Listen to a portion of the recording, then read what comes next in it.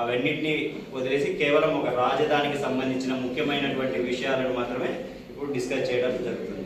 అందులో మొదట Sivaramakrishnan committee recommend చేసినటువంటిది ఏంటంటే ఫస్టే అవాయిడ్ మెగా సిటీ, అంటే ఒక సూపర్ సిటీ అనేటువంటిది దాన్ని కాన్సెప్ట్ని పక్కన పెట్టండి. ఆల్రెడీ హైదరాబాద్లో ఆ విధంగా అంటే యావత్ ఆంధ్ర రాష్ట్రానికి సంబంధించినటువంటి ధనాన్ని అంతా ఒక చోట కాన్సన్ట్రేట్ చేయడం వల్లనే ఈ ఫలితాలు ఈరోజు బైఫర్కేషన్ అనేది జరిగింది.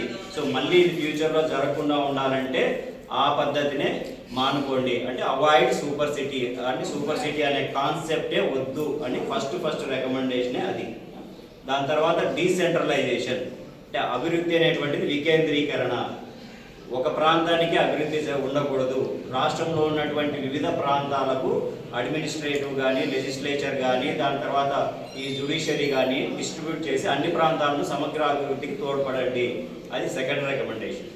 దాని తర్వాత మూడవది అవాయిడ్ ఫర్టైల్ ల్యాండ్స్, అంటే రాష్ట్రంలో ఉన్నటువంటి ప్రధానమైనటువంటి వ్యవసాయానికి సంబంధించినటువంటి భూములను పక్కన పెట్టండి. ఎందుకంటే అవే మనకు జీవనాధారమైనటువంటి భూములనే క్యాపిటల్ సిటీ కట్టుకుంటే రేపు వ్యవసాయానికి ఎంత ఇబ్బంది ఉంటుంది, ఎన్విరాన్మెంటల్ రిస్క్, అంటే ఇంత గ్రీనరీ లక్షల ఎకరాల్లో ఉన్నటువంటి గ్రీనరీ అంతా తొలగిస్తే వర్షాలు ఎలా పడతాయి? అది ఒక ప్రకృతి విపత్తు అవుతుంది తప్ప క్యాపిటల్ సిటీని కట్టుకొని విపత్తుని కొని తెచ్చుకోవడం అనేటువంటిది మంచి పద్ధతి కాదు అనేది. అందుకే అవాయిడ్ ఫర్టైల్ ల్యాండ్స్.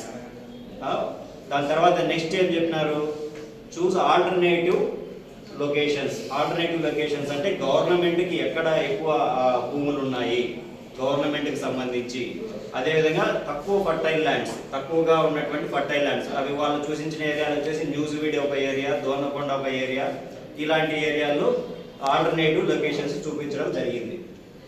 తర్వాత వచ్చేసి ఫైనాన్షియల్ కాషన్ ఇచ్చినారనమాట.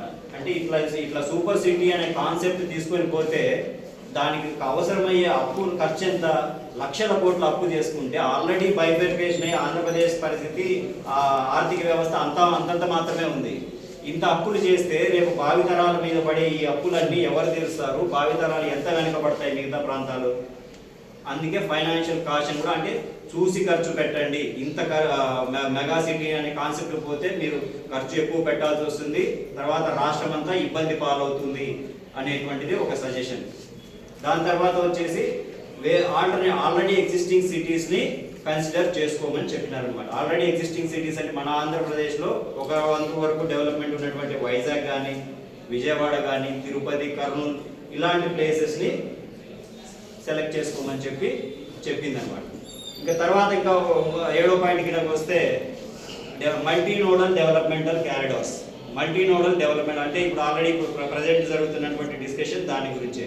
అంటే ఇప్పుడు ఢిల్లీ ఎన్సీఆర్ తరహాలో నేషనల్ క్యాపిటల్ రీజన్ సంబంధించి న్యూఢిల్లీ, నోయిడా, కర్గావ్, గజియాబాద్, ఫరీదాబాద్ ఇలాంటి డెవలప్మెంటల్ క్యారిడార్ ఏ విధంగా అలాంటి క్యారిడార్స్ని రాష్ట్రంలో ఏర్పాటు చేసుకోండి, ఒక రీజనల్ హబ్ని ఏర్పాటు చేయండి, దానివల్ల డెవలప్మెంట్ అనేటువంటిది ఈజీగా ఉంటుంది అని ఇలాంటి సూచనలు శివరామకృష్ణన్ కమిటీ మన ఆంధ్రప్రదేశ్ సంబంధించి క్యాపిటల్కి సంబంధించి వాళ్ళు పొందుపరిచినటువంటి నివేదికలో ముఖ్యమైనటువంటి పాయింట్స్ ఇవి.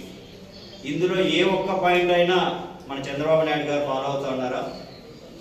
ఒక్కటన్నా వాళ్ళు ఒక నివేదిక కనీసం వీళ్ళు చెప్పి ఈయన ఫాలో అవ్వట్లేదు. అది కమిటీ ఏర్పాటు అయింది సెంట్రల్ గవర్నమెంట్ వారి ఆధీనంలో.